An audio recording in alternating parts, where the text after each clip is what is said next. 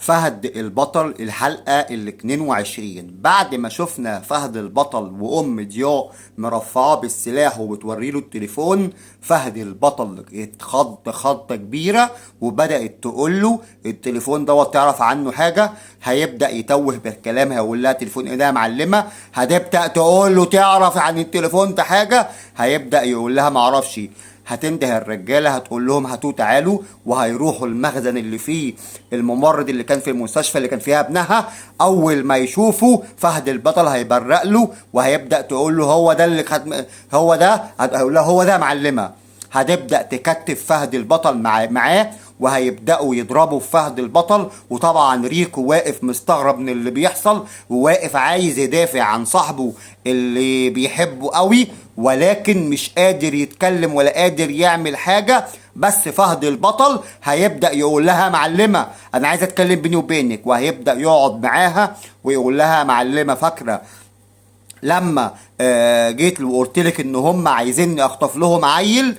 هتقول له هيقول لها ساعتها انا كنت قلت لك ان واعترفت لك ان هم عايزين يخطفوا لهم عيل، معنى ذلك ان انا ما كنتش اعرف ان العيل دوت مين، وانا فعلا انا خطفت لهم الولد دوت وما كنتش اعرف ان هو ابنك، ولا واخد التليفون وحطه عندي ولحد دلوقتي الولد دوت انا ما اعرفش ان هو ابنك. بس هتبدا تقول له ازاي وانا وزعت ورق؟ هيقول لها معلمه، ومش هيقول لها الحته بتاعت ان هم قتلوه، ويا معلمه لازم ننتقم منهم مع بعض علشان ناخد حقه وحق كل الناس وحقي. وهتبدا تقول له قول لي، وهتبدا تضغط عليه وهيبدا يقول لها يا معلمه انا لما انت كلمتيني وقلتي لي انك انت ابنك اتخطف او مشي من المستشفى، سالتك على اسمه وقلت لي ضياء، فساعتها انا عرفت ان هو ابنك فجريت عشان الحقه لقيتهم قتلوه. هتبدا تقول له قتلوه؟ طب انت ليه ما جيتش قلت لي هيقول لها ساعتها انا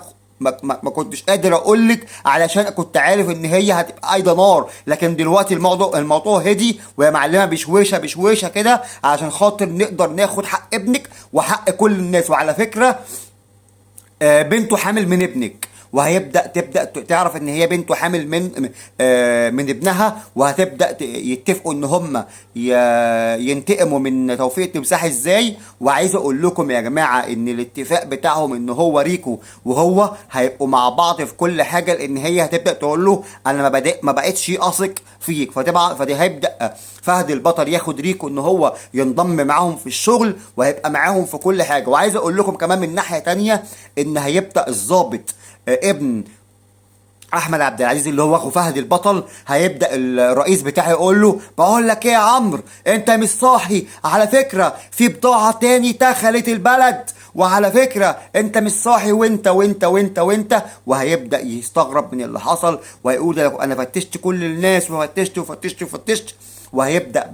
هتبدا البضاعه اللي عند المعلمه هتبدا تقول لفهد البطل احنا عايزين البضاعة ديت تترش على الناس كلها علشان خاطر يعرفوا السلام صلى الله عليه وسلم يا جماعة ان البضاعة دي اتعملت في السوق.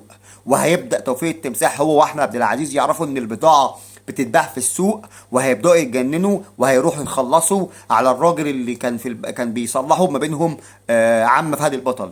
وهتبدأ الحلقة تسخن لما عمرو هو وفهد البطل الاتنين يقفوا قصاد بعض ويبدأ يسأله هو انت مين يا ابني، وانت جيت ازاي، وانت. هيبدأ يقول له على فكرة انت في يوم من الايام هتعرف ان احنا قريبين من بعض قوي. وهيبدأ يشوف بين اخته راويه وهيبدا يقرب منها ويحس ان هو عايز يقرب منها، وهيبدا عايز يقرب من ناحيه لفهد من اخته، وهيبدا تحصل ما بينهم حب، ولكن الحب اللي هيحصل ما بينهم هما مش عارفين الحب ده ايه.